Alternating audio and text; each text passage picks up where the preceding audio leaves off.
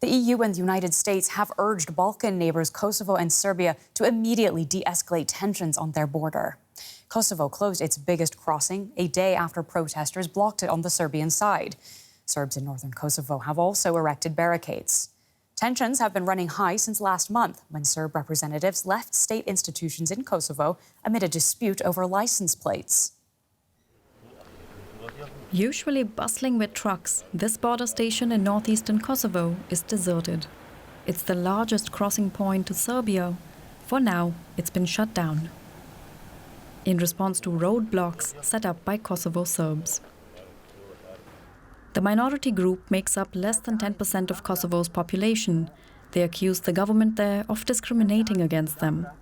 But the blockades are a nuisance for many Kosovo residents who have to take long detours to enter or exit the country. The government in Pristina says it won't put up with this.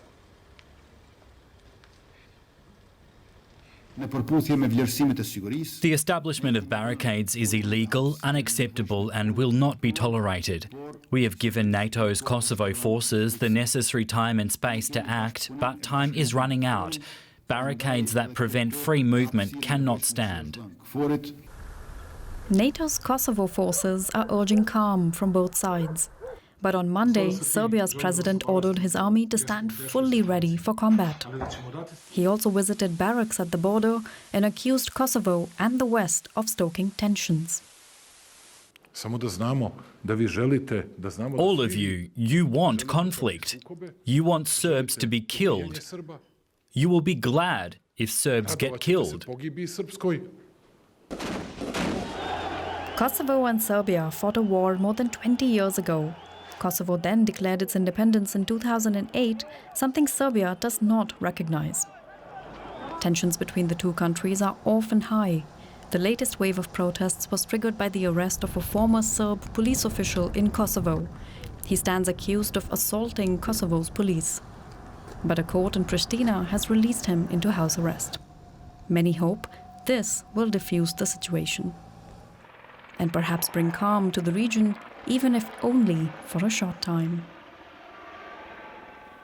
And I'm very pleased to welcome Edward P. Joseph. He was deputy head of the OSCE mission in Kosovo, and he's credited with having averted a violent confrontation between Serbia and Kosovo in April 2012. Welcome, and thank you so much for taking the time to speak with us. How concerned are you by these developments that we've been seeing? Well, look, it's a volatile situation, but it's a recurring crisis. It's the same crisis. It's very similar to the crisis that we had when I was in Kosovo a decade ago, when we saw barricades that lasted for months. This is the same crisis. It's the dispute between Serbia and Kosovo. It's Kosovo's attempt to assert and establish administrative control throughout its territory, including the north, where Serbs have a dominant position. And it's Belgrade's refusal to recognize Kosovo's sovereignty and its territorial integrity, and its manipulation of the population in the north, the Kosovo Serb population, who are the real victims here, the pawns caught in the middle. Please.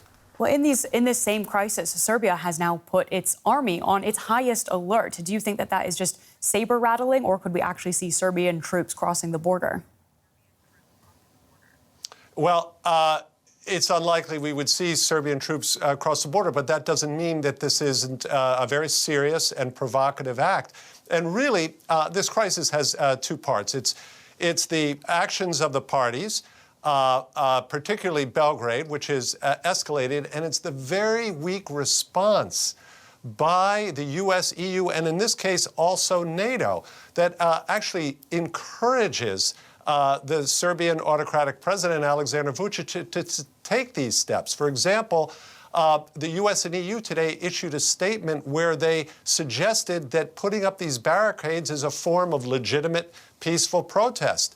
A senior U.S. official said that Serbia has the right to ask for its troops to enter into Kosovo when everyone knows that it's NATO forces, the KFOR force, that is solely responsible ultimately for security in Kosovo.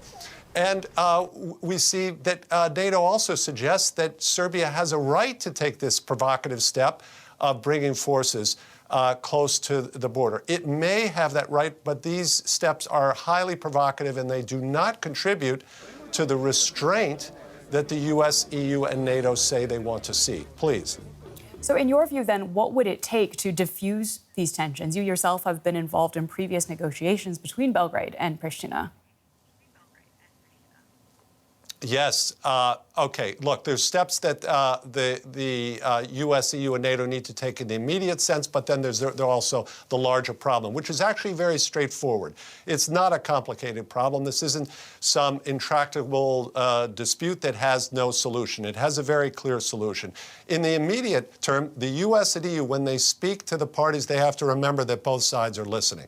They cannot just send signals of softness towards Belgrade without knowing that those are also listened to in Pristina, the capital of the Republic of Kosovo.